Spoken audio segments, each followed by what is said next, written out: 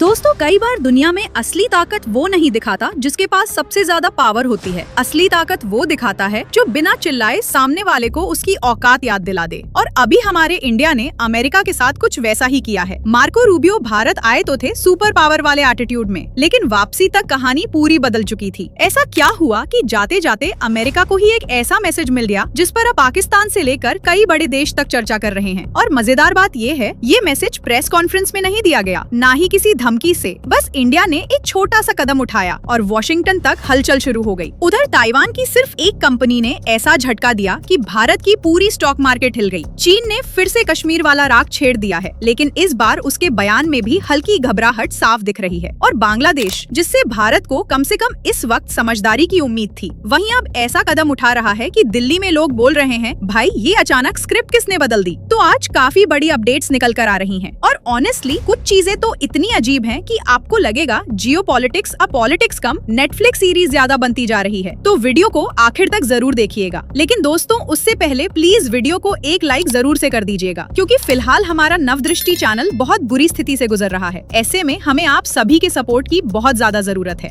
खैर चलिए, अब सबसे पहले बात करते हैं अमेरिका के secretary of state Marco Rubio की, क्योंकि इंडिया दौरे के बाद उनकी जो विदाई हुई है उसने इंटरनेट पर अलग ही चर्चा शुरू कर दी है। और ऑनेस्टली जिस तरह की आदत अमेरिका को पड़ चुकी है, उस हिसाब से ये उनके लिए थोड़ा अनएक्सपेक्टेड रियलिटी चेक था। Marco Rubio quad meeting attend करने के बाद आज भारत से वापस चले गए, लेकिन जाते वक्त पालम एयरफोर्स स्टेशन से जो विजुअल सामने आए, उन्हें देखकर कई लोग बोल रहे हैं कि इंडिया ने बिना एक शब्द बोले बहुत कुछ बोल दिया। वीडियो में देखा जा सकता है कि उन्हें सी ऑफ करने के लिए प्रोटोकॉल ऑफिसर्स, इंस्पेक्टर लेवल अधिकारी और कुछ कमांडर रैंक के अधिकारी मौजूद थे। अब इसमें कोई डिसरिस्पेक्ट वाली बात नहीं है, हर अधिकारी अपनी जगह पूरी इज्जत डिजर्व करता है। लेकिन मुद्दा यहाँ परसेप्शन का है, क्योंकि अमेरिका को दुनिया भर में वीआईपी ट्रीटमेंट लेने की इतनी आदत हो चुकी है कि अगर रेड कारपेट का शेड भी थोड़ा हल्का हो जाए ना, तो वॉशिंगटन में लोग फॉरेन पॉलिसी का एनालिसिस शुरू कर देते हैं। और इस बार वही हुआ। एक मोमेंट ऐसा भी आया जब मार्को रूबियो खुद थोड़ा कंफ्यूज दिखे, जैसे वो मेंटली ये कैलकुलेट कर रहे हों कि okay, this is the final send off team, right. फिर फ्लाइट की सीढ़ियों पर चढ़ने से पहले वो रुके, सबसे हैंडशेक किया और उसके बाद ये विजुअल सोशल मीडिया पर वायरल होने लगे। अब पाकिस्तान में तो लोग इसे इंडिया वर्सेस अमेरिका टेंशन बोलकर चला रहे हैं, लेकिन अमेरिका के कुछ पॉलिसी सर्कल्स में भी इस पर डिस्कशन शुरू हो चुका है। क्यों? क्योंकि नॉर्मली भारत पहले अमेरिका को थोड़ा एक्स्ट्रा डिप्लोमेटिक वार्मथ देता था। सीनियर प्रोटोकॉल ऑफिसर्स आते थे, हाई लेवल फेयरवेल ऑप्टिक्स रखे जाते थे, लेकिन इस बार टोन नोटिसबली डिफरेंट थी। और जियोपॉलिटिक्स में टोन चेंज होना कई बार स्टेटमेंट देने से भी ज्यादा लाउड होता है। इंडिया ओपनली ड्रामा क्रिएट नहीं करना चाहता, ना ही हर दूसरे दिन प्रेस कॉन्फ्रेंस करके इमोशनल स्पीचेस देना चाहता है, लेकिन इसका मतलब ये भी नहीं है कि दिल्ली सब कुछ साइलेंटली टॉलरेट करेगी। कई लोगों का मानना है कि ये पूरा सिग्नल इनडायरेक्टली ट्रम्प एडमिनिस्ट्रेशन के लिए था। मैसेज सिंपल था, पार्टनरशिप अपनी जगह है, लेकिन इंडिया को लाइटली लेने की हैबिट मत बनाइए। अब इंटरेस्टिंग बात ये है कि इतने लंबे दौरे के बावजूद इंडिया और अमेरिका के बीच कोई बड़ी हिस्टोरिक डील साइन नहीं हुई। सिर्फ क्रिटिकल मिनरल्स और रेयर अर्थ मटेरियल्स को लेकर अग्रीमेंट अनाउंस किया गया। और ऑनेस्टली ये भी पूरी तरह नया फ्रेमवर्क नहीं था, पहले से चल रहे कोऑपरेशन को ही थोड़ा पॉलिश करके ऑफिशियल लेवल पर फिर से पैकेज किया गया। यानी 4 दिन की इतनी हाई प्रोफाइल विजिट और रिजल्ट सिर्फ इतना। इसलिए अब सवाल उठ रहे हैं कि क्या दोनों देशों के रिश्तों में अंदर ही अंदर फ्रिक्शन बढ़ रहा है, क्योंकि अगर सब कुछ परफेक्ट होता तो यूजुअली बड़ी अनाउंसमेंट्स दिखाई देती हैं, defence, trade, technology, semiconductors, something major. लेकिन इस बार स्पॉटलाइट मोस्टली क्वाड मीटिंग पर ही रही, और वहाँ भी जॉइंट स्टेटमेंट में चाइना को इनडायरेक्टली मैसेज दिया गया कि इंडो पैसिफिक में उसकी दबंगई हर किसी को एक्सेप्ट नहीं है। लेकिन गौर करने वाली बात ये है कि ना ईरान का नाम आया, ना रशिया यूक्रेन वॉर पर कोई बड़ा स्टैंड लिया गया। मतलब क्वाड ने भी इस बार बहुत केयरफुली वर्ड्स चूज किए, क्योंकि आजकल ग्लोबल डिप्लोमेसी ऐसी हो गई है कि एक एक्स्ट्रा सेंटेंस लिख दो और अगले दिन तेल के दाम, स्टॉक मार्केट और ट्विटर एक्सपर्ट्स सब एक्सप्लोड हो जाते हैं। अब देखना ये होगा कि क्या इंडिया का ये डिप्लोमेटिक सिग्नल वॉशिंगटन तक सही तरीके से पहुंचेगा, या फिर आने वाले समय में दोनों देशों के रिश्तों में और ठंडापन देखने को मिलेगा। और वैसे आपको क्या लगता है, क्या इंडिया ने मार्को रूबियो को जो ट्रीटमेंट दिया वो बिल्कुल सही था, या फिर जरूरत से ज्यादा कोल्ड मैसेज चला गया? और क्वाड, क्या उसका फ्यूचर अभी भी स्ट्रॉन्ग है, या अब वो सिर्फ मीटिंग्स और ग्रुप फोटोज तक सीमित होता जा रहा है? कमेंट करके जरूर बताइए। अब अगली अपडेट ऐसी है जिसने भारत की स्टॉक मार्केट लवर्स आर्मी को थोड़ा इमोशनल डैमेज दे दिया है, क्योंकि इस बार इंडिया को पीछे छोड़ा है ना अमेरिका ने, ना चीन ने, बल्कि ताइवान ने। जी हाँ, वही ताइवान जिसकी पॉपुलेशन कई भारतीय राज्यों से भी कम है। अब रिपोर्ट्स के मुताबिक मार्केट कैपिटलाइजेशन के मामले में ताइवान ऑफिशियली इंडिया से आगे निकल गया है। पहले दुनिया की 5वीं सबसे बड़ी स्टॉक मार्केट इंडिया थी। America number 1, China number 2, Japan number 3, Hong Kong number 4 और इंडिया नंबर 5। लेकिन अब ताइवान ने 5th पोजीशन ग्रैब कर ली है और इंडिया 6th पर स्लिप कर गया है। अब यहाँ सबसे शॉकिंग चीज क्या है पता है? इंडिया की इकोनॉमी लगभग 4.2 ट्रिलियन डॉलर की है, पॉपुलेशन 140 करोड़ और ताइवान पूरी इकोनॉमी अभी भी 1 ट्रिलियन डॉलर से नीचे, पॉपुलेशन बेरली 2.5 करोड़ के आसपास। मतलब कंपैरिजन ऐसा लग रहा है जैसे एक तरफ पूरा भारत खड़ा है और दूसरी तरफ एक छोटा आइलैंड बोल रहा है साइड हो जाओ भाई, मार्केट कैप निकलनी है। तो सवाल ये उठता है कि आखिर ऐसा हुआ कैसे? आंसर है AI, आर्टिफिशियल इंटेलिजेंस, और उससे भी ज्यादा सेमीकंडक्टर चिप्स। इस वक्त पूरी दुनिया AI फीवर में चल रही है। हर बड़ी टेक कंपनी फ्यूचर पकड़ना चाहती है। Nvidia, Apple, Microsoft, Amazon, Google, Meta,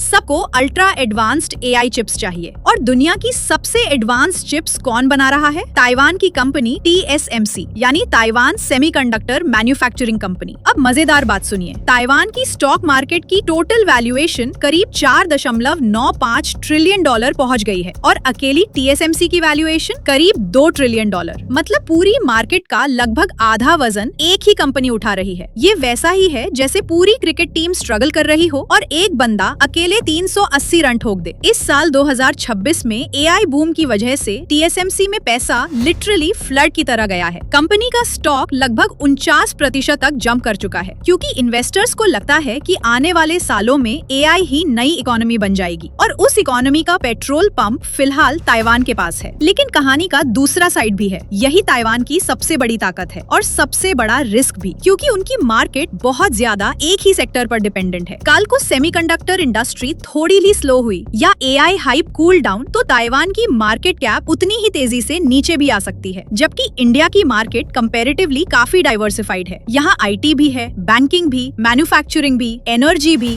pharma भी, यानी इंडिया की मार्केट एक मल्टी इंजन ट्रेन जैसी है, सिर्फ एक व्हील पर नहीं चल रही। लेकिन प्रॉब्लम ये है कि पिछले कुछ समय से फॉरेन इन्वेस्टर्स इंडिया से पैसा निकाल रहे हैं। रिपोर्ट्स के मुताबिक सिर्फ इस साल FIIs ने इंडियन मार्केट से लगभग 24 बिलियन डॉलर बाहर निकाल लिए। अब जब बाहर से पैसा कम आएगा तो market cap growth naturally slow पड़ेगी, वरना इंडिया अभी भी कंफर्टेबली 5th पोजीशन होल्ड कर सकता था। अब अगली अपडेट आती है चाइना और पाकिस्तान की तरफ से, जहां दोनों ने मिलकर फिर वही पुराना कश्मीर प्लेलिस्ट चालू कर दिया है। पाकिस्तान की प्राइम मिनिस्टर शहबाज शरीफ और फील्ड मार्शल आसिम मुनीर चीन पहुंचे हुए थे। मीटिंग के बाद जॉइंट स्टेटमेंट जारी हुई और उसमें फिर जम्मू और कश्मीर का मुद्दा घुसा दिया गया। चाइना ने कहा कि कश्मीर इशू का पीसफुल रेजोल्यूशन होना चाहिए अकॉर्डिंग टू UN रेजोल्यूशंस। मतलब बीजिंग ने फिर इनडायरेक्टली इंडिया को पॉक करने की कोशिश की है। हालांकि इंटरेस्टिंग बात ये है कि चाइना खुद साउथ चाइना सी में नेबर्स की नहीं सुनता, लेकिन इंडिया को लेक्चर्स देने में उसका कॉन्फिडेंस कभी कम नहीं होता। और अब बात बांग्लादेश की, क्योंकि वहाँ से भी ऐसी खबर आ रही है जिसने दिल्ली को थोड़ा अनकंफर्टेबल कर दिया है। रिपोर्ट्स कह रही हैं कि बांग्लादेश के नए प्राइम मिनिस्टर तारिक रहमान ने चाइना का इन्विटेशन एक्सेप्ट कर लिया है और अगले महीने वो बीजिंग विजिट पर जा सकते हैं। अब नॉर्मली बांग्लादेश में जब भी नया PM बनता था तो पहली फॉरेन विजिट इंडिया मानी जाती थी। एक तरह से ये ट्रेडिशन जैसा बन गया था। लेकिन इस बार कहानी उल्टी चल रही है। मोदी गवर्नमेंट ने इन्विटेशन भेजा, लेकिन पहले चाइना को प्रेफरेंस मिल गई। यानी ढाका का सिग्नल काफी साफ दिख रहा है। ऑप्शंस अब मल्टीपल हैं और ऑनेस्टली साउथ एशिया में अभी यही सबसे बड़ी जियोपॉलिटिकल गेम चल रही है। चाइना धीरे धीरे इंडिया के पड़ोस में इन्फ्लुएंस बिल्ड कर रहा है और इंडिया कोशिश कर रहा है कि उसके नेबर्स पूरी तरह बीजिंग कैंप में ना जाएं।